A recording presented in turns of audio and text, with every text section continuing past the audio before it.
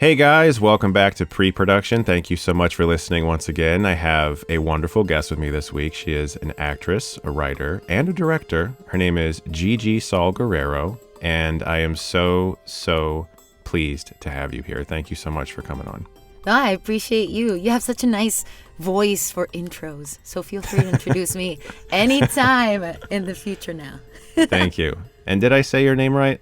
You did. Okay, good. I think for American standards, it's very good. Okay. So that was like you did fine. No, you did good. No, fine is more like it's not going to bother to fix it. You know, like that's the fine. No, you did good. Good. It's the double good. R where anybody that can pull off the R sound in Spanish, then I'm like, yo, high five. That's a good That is song. not a talent I have. Exactly. So you did great. You still did great. I've never been able to do that. My wife can, and I'm very jealous. I wish I could. Well, thank you again for coming on. I've got to know you a little bit through mutual friends, and you're a great person and extremely talented. But one of the things that immediately struck me about you was just how much you're out there hustling. You know, you're constantly auditioning for everything. You're showing up in commercials. I'm seeing your face all the time. Thank you. And I honestly think that's really inspiring because, you know, I think a lot of other people who want to do a specific side of the industry, they kind of are like, this is what I'm going to do. I'm going to write, or I'm going to work in the camera department, or I'm going to direct, whatever. You're very much so a jack of all trades. You're all over the place and doing everything you can. So, you know, how did that happen? Was that just out of necessity, or is it just something that you enjoy all different aspects of it? Yeah, no, and by the way, thank you so much. Again, introduce me anytime. you make me feel so good. Oh, good. I think also it comes a lot with life experience. And I definitely moving from Mexico to Canada was a really tough and risky move my parents decided to do for, you know, the usual, a better life, a better dream. From what we had. And I witnessed intensely since a little kid all the intense hard fight my parents would do for us girls, for my sister and I, to just survive. So I definitely grew up in a family where survival mode is on 24/7. And also living in Mexico, I mean, it's tough coming from there. It's not an easy place to live in. And definitely coming to a different country, different language, growing up in a different culture, it can be pretty intense and pretty hard. And I saw us go through a lot, not to make it a sad story. No, please. I mean, I love hearing the struggle. That's the whole point, is letting people know like where you came from. Definitely. And I mean, we lost everything at some point. And we came from not a bad life, good middle class, working class in Mexico, and then coming to Canada. Little did my parents know that all their studies and all the work and all the things that they have put their lives for doesn't really count in Canada. You almost have to start over. So I saw my parents, you know, from baking to selling cars to doing anything possible so we can go to school. So that hustle kind of comes with the DNA of the Guerrero family. And I think also not having anybody be in the industry in my family, and I think a lot of people can relate to this. It's really hard if you don't got that uncle or that cousin that is part of that studio or that knows the people within it. Then you got to really hustle. Some people make it with the first short film. Some people, like myself, took 17 short films to get your name out. So I think it all kind of comes with just how I was raised. And I get rejected on that feature, no problem. I'm a star in the new Crest commercial. Fuck it. You know, like that's fine. So, I don't like rejections to be the reason that my life has to take a turn. I want to take that choice. I want to be the reason to make a different choice, to take that turn, not the rejection itself. So I'm a big believer that I think your work, whether it's in front of the camera, behind the camera, whatever it is you do, your work will only really stand out with how good your ambition is. I think that's the only way that people can actually see the kind of work you do is through your hard work. Really. Yeah, that's absolutely brilliant and so inspiring. And I really relate to the idea of trying to get something made and it's just not happening over and over and over and over and over and over and that's trying part to of the find game. oh yeah, I mean, get used to it, I guess. Yeah, exactly. But you know, trying to find another outlet in the meantime is something that I really relate to, because you know, I wanted to make movies since I was a kid. I always wanted to direct. I always wanted to write. I always wanted to be involved in it in some way. And I knew it wasn't going to happen till I was a little older, but you know, YouTube was that thing in the middle where I was like, all right, let's talk about movies online. Let's make short films online. Let's put sketches online and do skits and stuff and get my friends and family together and try to shoot something. And you know, whatever you can fill your time with creatively, I think for me at least kind of helped in those interim periods where it's like nothing's happening. Exactly. Nothing's happening, so I'm going to go do this.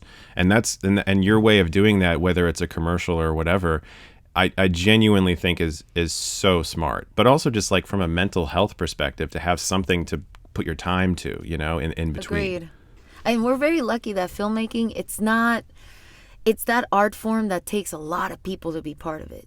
So if you can be part of it for somebody else's project or someone else's vision, and you are bringing their vision to life, you're still a filmmaker. Like, you're still part of that story and that project. That's why I love what you and I do, man, because it's not a one person job. It takes a lot of people. It takes a whole empire to get one miracle project done. Yeah. So, and I find as an actor too, I really love being directed by other people. Like, I really love seeing what some others do, so I take note, like, damn, that was cool, or like, damn, that I'm not doing that. I am not going to do that. Make a note: do not physically harm people on set. Yes, exactly. But like, even being a voice actor, which is the main gig I love doing on the side, I love how people are so articulate when they direct. They're so specific in the vocabulary that they use, and sometimes I catch myself that I'm over-explaining something, and then how I got directed on this voice gig for this cartoon, he said it in 3 words, and I got it. I was like, I'm going to take note of that. You know, so sometimes it's just really cool to put yourself in the environment, whether it's an indie thing you're volunteering, whatever have you. Read your friends' scripts, which I know you and I love to do with, you know, the mutual friends we have. That's how we kind of keep going and stay creative, I think. So I love what you said. Yeah, absolutely. And it's interesting, on the being more concise with direction, I remember there was a day on set where I took an actor aside and we were just going over something that I was hoping to accomplish, and I was giving this like long-winded soliloquy or something. It was just this grand, you know, unnecessary thing. And they were like, "Oh, so you mean faster?" And I was like, "Oh, yeah, that. Yeah, a little faster, please." Yeah. And then it was just such a lesson to be like, you know, I'm working with professionals. You know what I mean? Like, totally. I was so used to working with, and no shade to my friends, but my friends are not professional actors. I was so used to like having to explain everything to such a level. I'm standing here now with people who've been in movies and television shows for, you know, 20 years or whatever. And I'm like, oh yeah, you know what you're doing. Exactly. Okay. And it's you know what? That's how you learn now. What's up, right? Yeah, exactly. I love that. I love that so much. So what I'd like to know is where you first discovered movies or TV or whatever it might have been, and where that kind of started for you. You know, because I always find this so fascinating, because I think it's a really, now at my age and having made a movie, I look back on when I was 14 and decided I wanted to make them, and I think that kid is crazy. What the fuck was he thinking? That kid lost his mind. Yeah, yes. He lost his mind, and he forgot what reality was. So I'm always very fascinated by, you know, where you decide, like, this is something I could maybe do, and where that came about. What was that spark for you? Definitely. Oh, I love telling this story, because it's almost like a two-parter. But yeah. So in Mexico, I went, super random, I went to a German immersion school, because the public schools are tough. You know, they're a little harder to get by. So we were all about a public school. So why not a German one? So I knew how to speak German better than English when I was a kid. Wow. But that school was all about sports. Sports. It was super sports heavy. So moving to Canada, my goal was to be the first Mexican Winter Olympics person. Like I was like, if Cool Runnings was a thing, I'm gonna be the Mexican Cool Runnings. That's what I wanted to be. So I got into hockey and ice skating. I got into all these things that we don't really do in Mexico. But in one of those times, like I wanted to join the hockey team, and long story short, that class or that sports class in my high school was completely full. So I was like, God damn it, what elective course do I do now since the sports one is full? And the only one available was drama class, was theater class. And I was like, that one's super easy to skip. Yeah, I'll just skip school all the time. So it started, and then I was like, this shit rocks. Like I became this like musical theater junkie. I was like all about musicals out of nowhere. I was in all the one act plays, and I was like, I want to be a Broadway star. And so from that age, around 15, 14, when we moved, first thing my parents thought, well, let's look at this whole agent thing. And so I would do little commercials here and there while in high school. But while I was doing that and not really taking it so seriously, but I just got kind of interested on how there's so many crew members and cameras, and I was like, wow, all this for a Wonder Bread commercial? Damn. It was kind of shocking. But at that age, so I must have been turning 16 by then, I just liked the glam of it. Like it wasn't much. I just kind of liked the actor glam side. Very immature of me. But also at that age, I was really immature in my selections of movies. I would only watch horror movies, and I would only watch whatever Adam Sandler was in. That's it. That's how I learned all my English. So your favorite movie at the time was Little Nicky. 110%.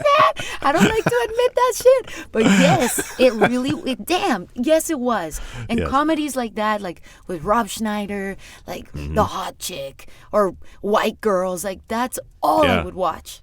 Mr. Deeds, Adam Sandler's movie Mr. Deeds, is actually a rather important movie for me in one very specific way. I love that. It's the first time I ever went to a movie theater alone to see a movie. Okay. I love that. Because there is a transition there where you like when you're young, you're like, I'm going to go to movies with friends. I'm going to go to movies with a date. I'm going to go with my family, whatever. And then there's this sort of weird thing in society where it's like it's weird to go by yourself. But then as soon as I realized like I really think I fucking love movies, I would just go whenever I could. And Mr. Deeds happened to be the first one that I went to alone. Dude, that's a really important film in your life then. Like, that is crucial. Well, Mr. Deeds, absolutely seminal. So great. Okay, well, mine, with the one that I'm about to bring up on the part 2, maybe it's a little more elevated than Mr. Deeds, but yours is pretty damn good, man. I don't know. I'm pretty sure that's like that's probably the best cinema's ever gotten. Yes, Mr. And I have to watch that. I'm gonna revisit. There's a few movies I will revisit. Little Nicky is not the one because I love what I remember of it. Yeah, keep it nice in your head. Yeah. Exactly. So yeah, my choices were super immature choices. Anything even like Samuel Jackson was in, like As How I Learned English was through all these comedies. But then when I was about 16, I knew exactly where my sister was going on a date with this guy. Now this is part 2. The movie that changed my life. That's the title of part 2. And I knew where she was going. I knew the time, the theater. I knew everything. So as being the younger sister, you have one job: ruin your older sibling's life. That's all you have to do. So I called up all my friends and I'm like, let's go crash my sister's date. We go to the movie theater. I'm ready to throw popcorn at her. I can see her a few rows in front. And then this movie started that I didn't even know. And it changed my life. And it was Alfonso Cuarón's Children of Men. Oh my God, you've got a great one. Thank you. That's why I was like, mine's a little different. But this movie started. And like I said, I had never exposed myself to anything as a kid or a teenager. I was so intense about, oh, I only like fart jokes, you know, and horror movies. That's it. And this film started. I forgot why I was even there. I just started watching this movie that was the first time, Chris, that I actually had a movie impact me so much. And it actually impacted me in a personal way. I felt like we are not far from being that world I'm watching on the screen. Right. And seeing these wonders that I never even technically have cared for a film. And I remember just saying out loud, they haven't cut yet. I remember saying that. Wow. And that's awesome. It was just a lot of things in this movie. And when the film was over and I had my jaw like, oh, you know, like, what did I just watch? And I hated humanity. I remember being mad at the world because of this film. But the guy that my sister went on a date with happened to be a film student. So he said to me, oh, you look really impressed. Well, did you know that I'm learning how to make movies like this in school? And I was like, what? He's like, yeah, it's called film school. And I was like, what? I was like, there's such a thing. He's like, yeah. Wow. And you should probably check out this director's Friends movies. There's Del Toro. And I remember he's like, Naruto. Like, he was all like cool. And he's like, you should check them all out. And I swear to God, like, these stories, Chris, do exist. I remember saying out loud, somebody like me made this? Right. It's not a joke when people say that. Like, when Diego Luna was the star in Star Wars, somebody with an accent like me starred in that. Like, those movies change lives. And so when he said that this guy was Mexican, I remember it hit me in ways that I still don't know how to explain today. And I was like, wow, someone like me made that. And I went home that day and I said, Mom, Dad, I'm going to film school. And still to this day, like, I use that so much as fuel to be able to impact people with the stories I tell. Maybe my mom's not liked a lot of them, but I still love just that feeling of being able to change someone's life or being able to speak to someone. So I think the responsibility that it comes with being a filmmaker, that's the responsibility that, to me, I absolutely can't think of a better job than to be able to make a movie and speak about something. Wow. That's incredible. I've heard a lot of these stories, and that's the best one for sure. No way. No, that's the best one I've heard of like where people first, because I hear a lot of the same sometimes, but that was incredible. I will say, though, Mr. Deeds, probably a better movie. I agree with you. That's what I was like, but that's okay. I'm a close If second. only you had picked a movie as good as Mr. Deeds, then I think maybe it would have been a perfect story. I know. That's so cool. I love how you went there to humiliate your sister. That's all. And then you were that's just all like, I do. never mind. This movie's great. My sister can have her date. I don't care anymore. That's so cool. So, Yeah. okay. So you went to film school then, or was it immediate? did. Was it like, I It need to was- save, or? I couldn't wait to turn 18. Like, I couldn't wait. So I took all the, like, sort of film-esque things in my last 2 years of high school, which I did, and I just couldn't wait to turn 18 and graduate and go to film school, go to the same school that he went. And I was lucky enough that my film school, I was in the guinea pig class for the degree program. So we were the ones that got to do 5 full years of school, graduate with a degree, use the new studio, use the equipment, and still to this day, 10 years later, my short film El Gigante, which was my thesis film, my graduation film, is what's got me every job. It's what got me to work with Blumhouse. It's what got me to get that first look. So, I'm a big believer in film school. I don't think you need it per se, but what film school did for me was teach me discipline and to be on top of my deadlines, to work hard, to just discipline myself to get things done. So a lot of people are like, fuck film school, blah, blah, blah. And I'm like, well, there are benefits to it. And I think the biggest pro of film school, the biggest great thing about it is that it's a safe place to fail. I really mean that, because once you're in the real world, trolls online are brutal. The truth of what Sure. agents and audiences think of your show are brutal. So if you can really learn from your mistakes or really try to find your voice by making mistakes, film school is the best place. And that's the first community you're building. That is the first word of mouth on your work ethic that you're building.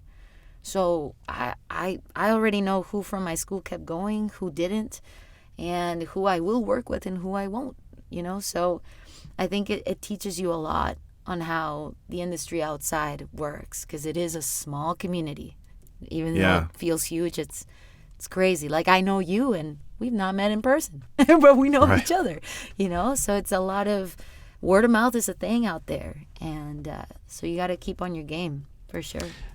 Now, I think that's beautiful. But I do have to correct you on one thing. We have met in person. We have? Where? Yeah. Where? So I don't blame Fest? you. It was. I don't blame you for not remembering, because you were literally you were stepping out of a boxing ring. Oh yeah, I got my head hit, man. I don't think I remember. You anything. were stepping out of a boxing ring, and and this, I kid you not, this is the year that I met Aaron Kuntz of Paper Street Pictures, and I had literally just pitched him Shelby Oaks, and he was like, I like this.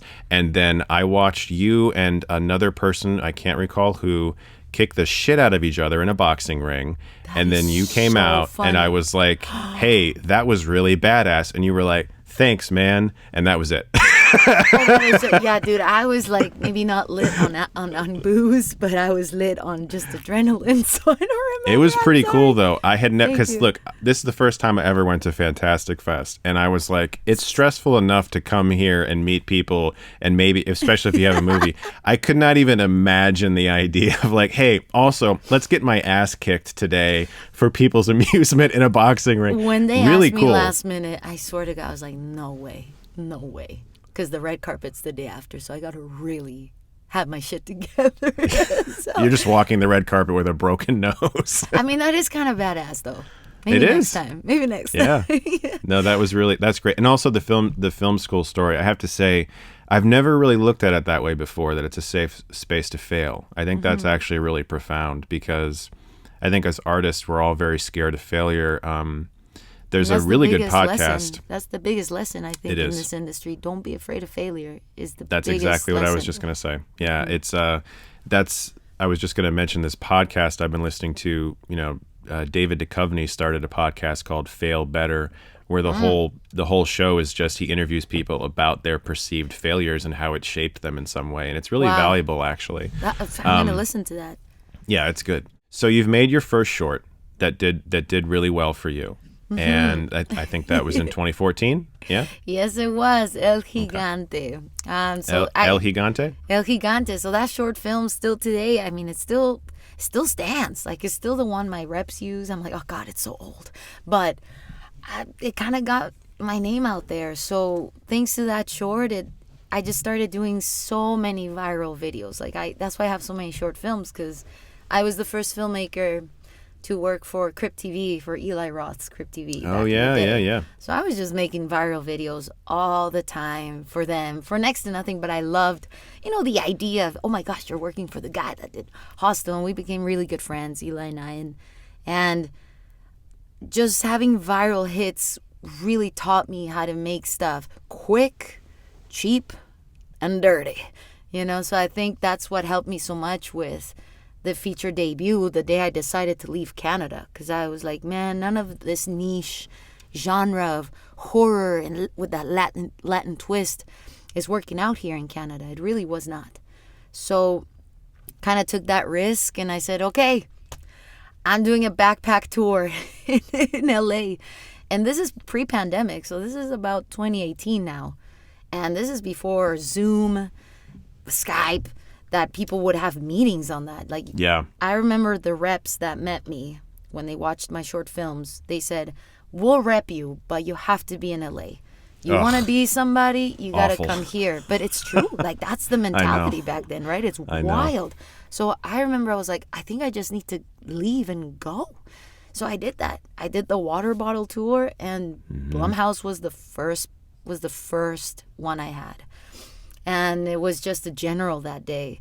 But I asked them, what projects do you have? And they're like, oh, well, we're doing this Into the Dark series of features. And we actually have a Mexican border horror. I'm like, oh, go on, yes. Like, tell me more. I was like, well, I got a border horror if you would like to watch. I'd love to pitch, blah, blah. And it just kind of went from there. And I think a lot of this business, I don't know if you agree with me or not, but it is a lot about putting yourself out there because it's so much about right time, right place. Yeah. Like, so much. Go to the festivals. Go to the networking event. Go to that party. If you got to go to LA, because back then, no Zoom, go. I think whatever you can do it. Cause it's if I hadn't have seen you get your ass kicked, I don't know if I'd have a movie made right now. Now look where that movie's going. And now look where the Shelby Oaks is going, right? Right. So, no, I mean, like, being at that festival, though, was a goal. It was like, look, because I'm from Ohio. I'm still in Ohio as I talk to you. And so, like, there's not a lot going on out here. And so in the film space. And I thought to myself, okay, where is a place where people go that make what I want to make? And then I realized, that's dope. Genre film festivals are a thing. Let's try to start attending genre film festivals. And I didn't go to Fantastic Fest thinking I'm gonna walk out of here with a movie deal. I was just like, let's meet people, and let's just have that be the goal. But we'll meet people. And I talked with Aaron from Paper Street for like 25 minutes before we even mentioned anything relating to actually making movies. We just talked about movies that we had seen at the festival so far.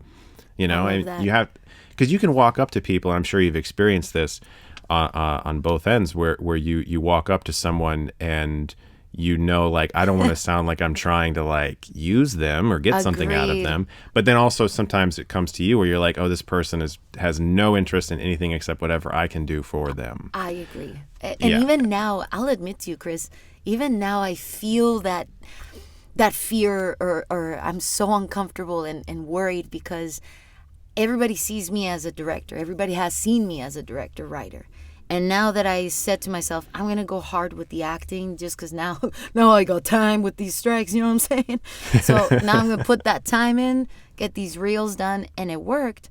Now I feel that I'm like, I don't know how to approach people to be like, hey, I have a reel now. It's weird because I've been on that side of actors looking desperate or people with scripts looking desperate when I know it's not desperate, but how to approach it, if it's not organic, it's so strange. You know what I mean? So absolutely. I feel you on that. And I think organic meetings, the way you just describe it, are the ways to go. But I do recommend for anybody listening that's kind of in that situation, do talk to your friends. Like, do talk to the people that are making stuff, that are your buddies. Tell them what you're up to. They're the ones that for sure want to know what you're up to. They want to encourage you and hear you.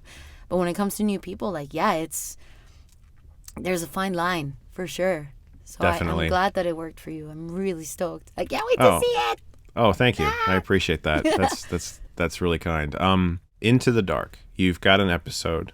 And you pitched an idea. Did you write that as well, or only direct? Well, they had a script. Okay. That needed a hand. They had a script. So that's the one that I directed. That ended up getting the job. It was needed a hand. needed a little touch of something. But it was called Crossing at the time. It was different. It was different than what Culture Shock the film is today. And you know what? That was the first biggest lesson of my career, was pitching for that project. The biggest lesson that now, for me pitching, though I still lose, I get to second place every time. And the biggest lesson I learned was I wasn't honest enough. And I'll tell you why. So I'd never thought that pitching a movie to direct, it's like auditions, right? I didn't know that I would have to do 4 of them. I had to pitch 4 times. Oh, 3 out of the 4 were in person. 1 of them was on the phone. So the first 2, the first one being sort of the general, you pitch yourself a lot on who you are as a filmmaker. The second time I went in person to the Blumhouse offices, I brought my visuals, my pitch deck, my slides, But when they called me to do it again but this time was on the phone. I remember I called Eli Roth, and I was like, dude, I don't know what I'm saying wrong. Like I'm showing them clear visuals, and I'm telling them how I'm gonna shoot this, and I'm breaking down the character and what actors I want. I don't know why I gotta do this a third time. And I just did it on the phone again, and I just repeated myself. And I remember he asked me, well, did you talk about the script? And I was like, well, yeah, I mean, what? Like, I remember being, huh? And he's like, well, I know you don't like it. And then I went so silent. I was like, what do you mean? He's like, well, were you honest about the script? And I took a moment. I was like, no, I was not. Like, I not once said the issues I had with it. And I still think the concept and all that was awesome of the script. Yes. But I did have a lot of issues with it.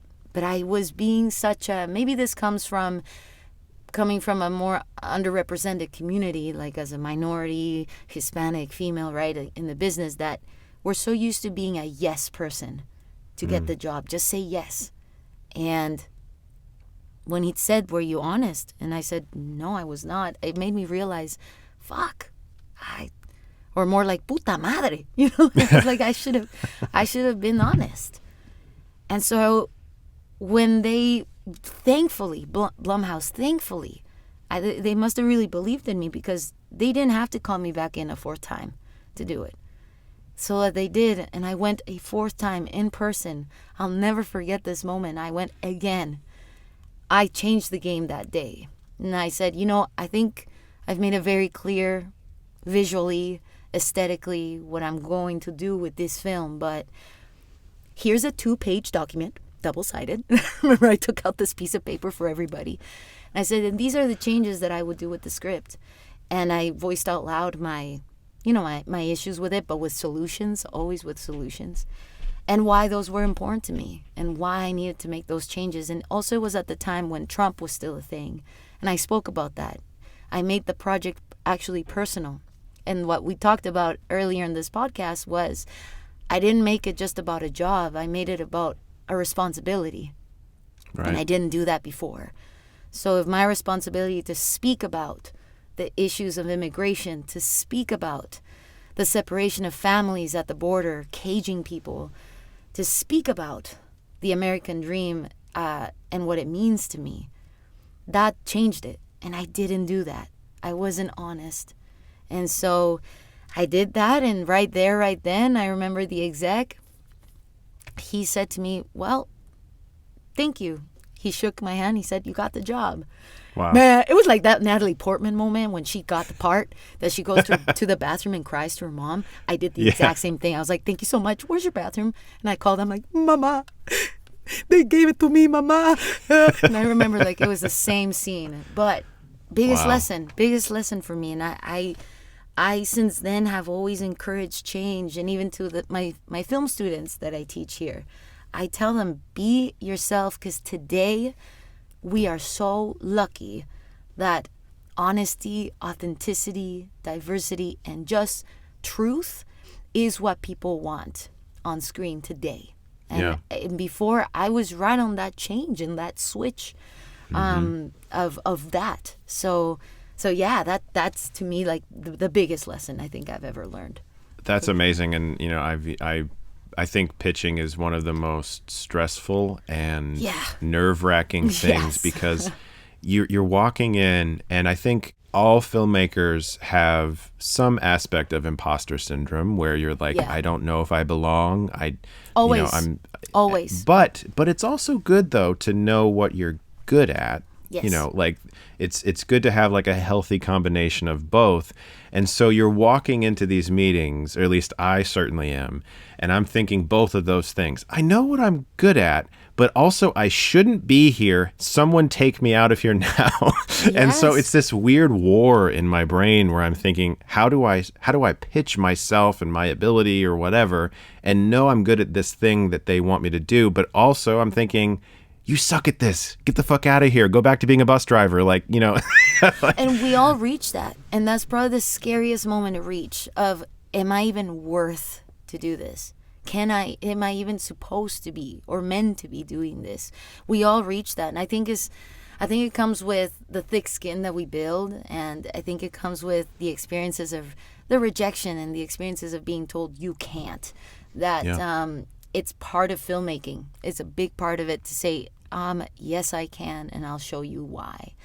I'll tell you one more story, since this is the topic of how to get your movies off the ground, or how to get that, opportunity. And just before this Blumhouse project, I did a project for Stage 13 that never saw the light of day. We were definitely the guinea pig year, or the guinea pig team for short form content. And as you saw, like Quibi or whatever, they didn't last. Like short form was definitely a thing that everyone tried and didn't really work out.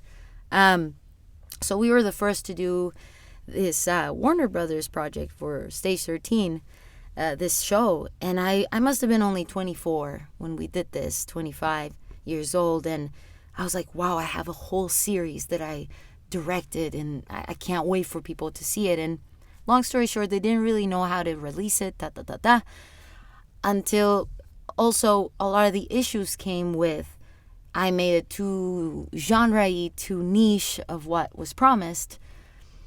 And that's about it. It was just a difference of tastes. Mm-hmm.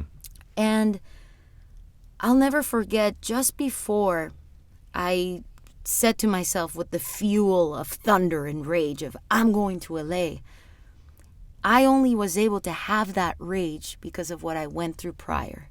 And what I went through prior was I remember the execs called me, which will remain nameless today. They called me, and they're like, well, Gigi, what is the lesson you learned the most on this show now that it's done? And we went through some hurdles and difficult times during it, but what is the biggest lesson for you? And I was like, well, I'm very proud of what we did. I remember saying it, still happy, always polite. And I was like, I'm still really proud of what we did. And I think next time would be nice to maybe not shoot in Vancouver during high peaks, because we had a lot of green crew. And I think I didn't get to focus on directing enough because I was so busy doing other people's jobs. But I still love that we finished strong and with something awesome. So I think for next time, I just want to focus on only what I'm supposed to do, but that'll take, hiring the right people. That's what I said. And that exec said to me, well, I think you're a liar. And that was his first words out of his mouth. I think you're a liar. What the fuck? That's what I said in my head. The fuck? Or more like, ¿qué? Right? And I remember I was so silent, and the other exec, which also will remain nameless, didn't say anything. I think they were in shock. And he said, I think you're a liar because I read your IMDb bio. I don't believe a word of it. Oh my God. It says here that film inspired you, and it says here, and he started reading my bio on how I came to be. What an asshole. Wait. Jesus and so Christ. He says, I just don't think you were meant to do this. I don't think you should be a filmmaker. So you either change that bio or actually do what it says, because you did not do any of that. Oh, and I remember God. It hit me in ways that I know it happens to a lot of people, but I got to that point that you and I just spoke about, that I gave up. And giving up is probably the scariest thing in film.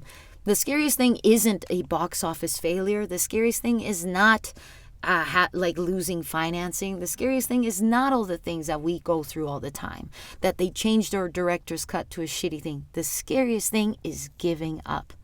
It's telling yourself you can't and you will not make it in this business. And I got to that point.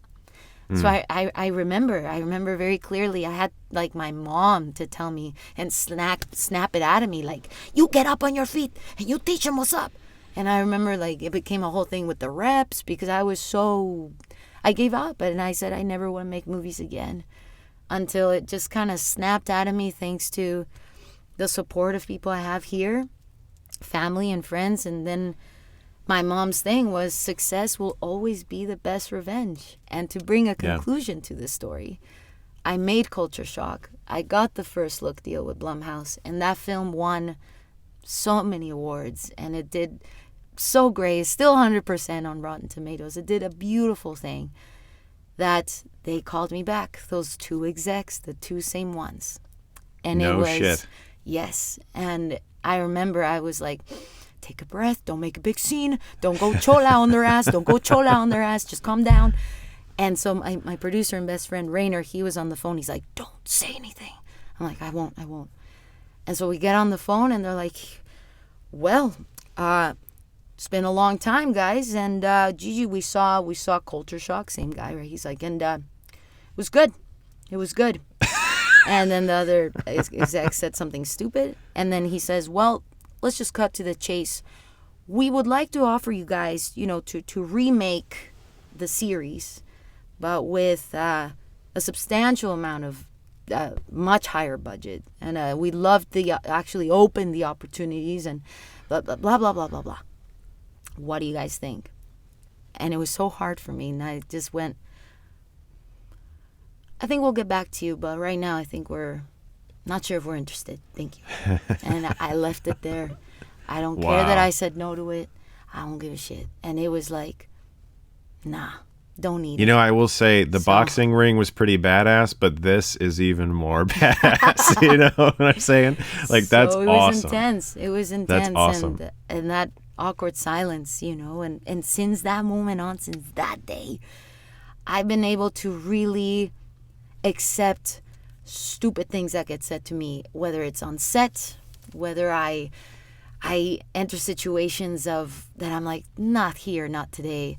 Mm-hmm. Keeping that composure is something I've had to learn throughout and not lose control, because it's gonna happen. Like we get bullshit every day, every corner. So definitely these experiences, we have to use them as fuel and learning lessons. So I had to share that with you for sure. Oh, again, all-timer story. You've got great stories. You've got clearly lots. been through it. We'll have to do a part 3 and 5 and 6 and yeah. yeah. You've been through it for sure. I've got nothing but respect for you. So when it comes to getting out of that film and coming up towards other projects, you finally at that point you've got something made with a reputable company like Blumhouse, and you're able to talk to somebody who fucked you over in the past and then yeah. say, I'm good, go do your thing, I don't need you, which is a great feeling. For sure. So where do you go from there? Well, from there, I think that's kind of when the world exploded. We had a pandemic and strikes. So I think I'm very thankful and lucky enough that I was able to make projects with Blumhouse back to back with 2 features, work on the Purge series, and build those opportunities that I was not able to here in Canada.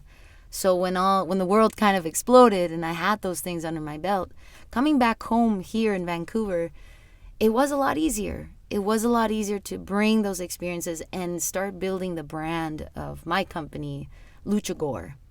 Even if it was short films, like we still started to be part of anthologies. Great fucking name, by the way. Oh, thank you so much. Yeah. And try to bring, like, what is going to be that first Lucha Gore feature? If we got to start again in short films, no worries. But at least the shorts were on stuff that's cool, like VHS 85 for Shudder or Satanic Hispanics, with such fun directing group of people, and even if it's anthologies for now, no big deal. Let's figure this out. So the world did slow down, but... Yeah. I was able to do that and go to Mexico so many times to direct there. So I directed a TV show there, The Marked Hour, which was it's a big reboot of an 80s show that started Del Toro and started Iñárritu and Cuarón. All those guys, they worked on that show back in the 80s. So directing the pilot for the reboot was awesome. And the next thing that happened was, okay, I got to branch out. I got to do something different. And so I directed last year a biopic based on a Mexican-American singer called Jenny Rivera, who actually just got last week her Hollywood star on the Walk of Fame, which is very cool.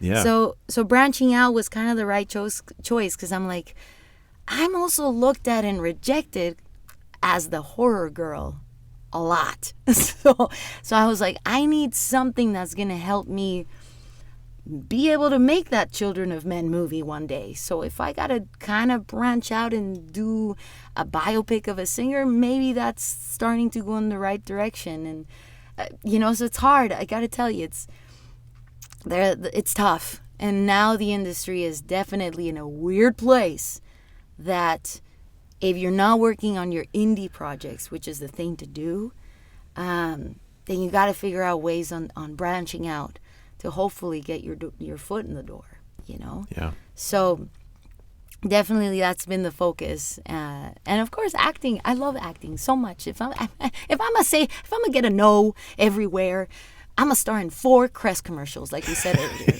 Fuck it. So now I'm all over the place for that. Mr. Peanuts, PetSmart. I've lost count. Like all these commercials I've done now. There is not the exact same thing, of course, but after getting my film made, I have spent a couple years now in post with the strikes and everything, trying to get it finished, and now it is, of course. But during that period, I have kids, so during that period, what am I doing? I'm doing sponsored YouTube stuff. Yes. I'm talking about this, I'm talking about that, and you got to do what you got to do. Agreed. You have to do what you got to do to support yourself and your family. And so, I will say though, if your ultimate goal, I don't want to put words in your mouth, is to make a film like you said, like Children of Men, think about what that movie did for you. That movie inspired you. It made you want to make movies. It gave you a path. And I guarantee you've already done that for other people who, as you said, are in a similar position where they're thinking, oh, I wish I could see someone else who was doing this. And there's Gigi. She's doing it. I can do it too. You're already out there doing that and inspiring other people too. You're gonna make me cry, man. Well, it's true. It's true, That's really nice. Thank you. Thank you. Yeah. I really appreciate that. I think absolutely. It's taking everything that happens to yourself and put it out in the world so you can definitely pay it back for someone else. I appreciate that, man. I owe you a drink. I love that. Thank you. So, what's next for you? What would you like to do next? What are you trying to do next? Are you trying to, what are you trying to get going? I think now, with how the industry is, like I said, I think indie film right now is at its peak. So if it all feels rough, well, what do we have now is what we never have, the luxury of time. So if we have time now, I would love to finally start writing all those projects that never went through. And it was always something I found before was I was never really trusted to write my own projects. It was a lot of co-writing or a lot of other people's scripts. And whenever I would put myself out there, like, how about I write, with my hand up, it was like, nah. So I was like, I think I got to just sit down now and write the 2 ideas that I've always wanted to just do. And also that never went through with other people. Yeah, with the studio. I'm assuming that is Little Nicky 2? Exactly. How did you know? Damn it. You're supposed to keep... NDA. Wasn't supposed to say it. Sorry. Yeah. Pequeño Nicolás? No. It's like the Spanish version. But yeah, so I think this luxury of time is working on my own things and definitely building those acting credits in the last 2 years has been the best decision. So working on from series to animation to tons of commercials to very cool indie projects, my big focus is to have that opportunity so I could be looked at as an actor as well. Chris, I'll send you my reels after this. Please do. Now, I have to say, I don't want to feel like I'm being used, Gigi. No, I know. Damn, it's too desperate of me. Fuck. Shit. Send me everything. It would be a privilege to work with you in any capacity. I think you're a very inspiring woman, and you've made great stuff. And it's just I'm very lucky to know you. Thank you so much for taking the time, Thank you. And you as well. And hey, listen, I was watching your YouTube videos before anything. I love that. And I think it's also very cool that we understand also as indie artists that so much of it is putting yourself out there, not being afraid of building a brand of who Yeah. you are.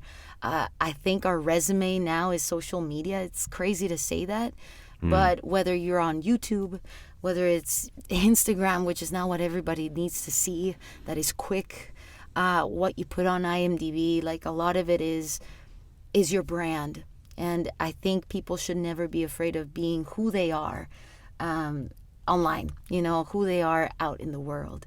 And Yeah. that's something I learned a lot. Also being female and also being comfortable in my own skin. I remember my agents being like, you should have a separate image of yourself online. I'm like, hell no. Directors wear bikinis too. Like, what is wrong with you? So, so I love that you build a brand and build your channel. All of us filmmakers are like waiting for you to see our film and you to say it. What did you think? So that's really cool, and I'm very thankful to be here. So, yeah. Well, thank you. No, that's going to be great. I'm really excited to see what you do next. Thank you again so much for taking the time. You were amazing. Such great stories. Thank you. I'm sure people are really going to love this episode. I appreciate that. More to come.